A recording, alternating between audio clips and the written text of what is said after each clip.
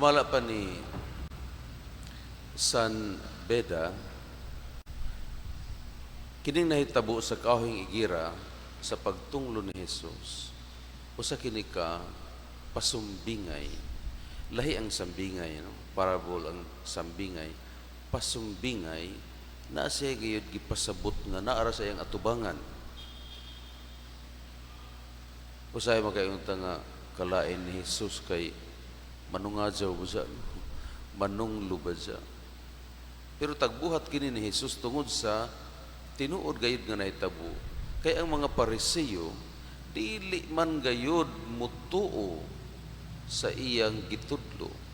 Daghay mga tao nga bisan tuod mga relihiyoso dili kay budawat kang Kristo nga Dios.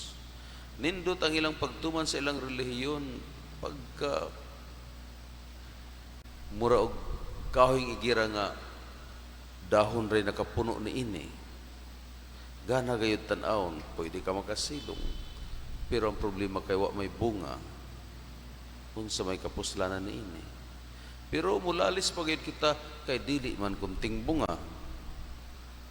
Pero gibuhat gihapon kini ni Jesus aron ipasabot kanato ang atong tinuod nga kahimtang kay dili lamang kay Pariseo ra ang wala mutuo kaniya, wala mudawat kaniya nga anak sa Dios, kundi dili hangtod karon daghan pagayon ang dili makadawat kang Kristo nga Dios ug nakig-uban kanato ug buot nga kita mamahimong iyang instrumento aron sa pagpamunga ug mga maayong buhat sama sa pagkaluoy sa atong isig katawo, pagkamalumuog kinaiya sa atong isig katawo, pagkamaluluyon, pagkamasinabtunon, pagka mapasayloon.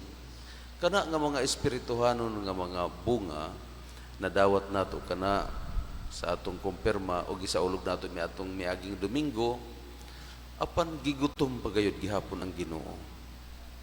Kay murag wala pagayod kita makapaambit sa atong pagkagasa.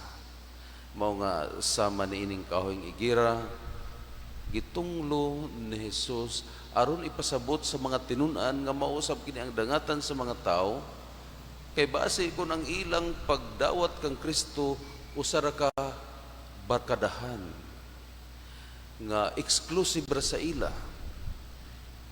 Ang ayan hinumduman sa mga tinunan nga sila usab nga nakaambit sa gasa sa pagtuo gitawag sa pagpaambit niini ngadto sa uban ug dili lamang kay sila ra ang malipay ug matagbaw ini. Hangtod ngani karon ang atong Ginoo gigutom. Dili lamang kay gigutom siya sa atong pagtuo, gigutom siya sa bunga sa atong pagtuo. Kay nindot kaayo kita tan-awon nga mga Katoliko, pero lahi usahay ang atong pagtuo, atong buhat. Kalain ba? So mga kaigsunan, agig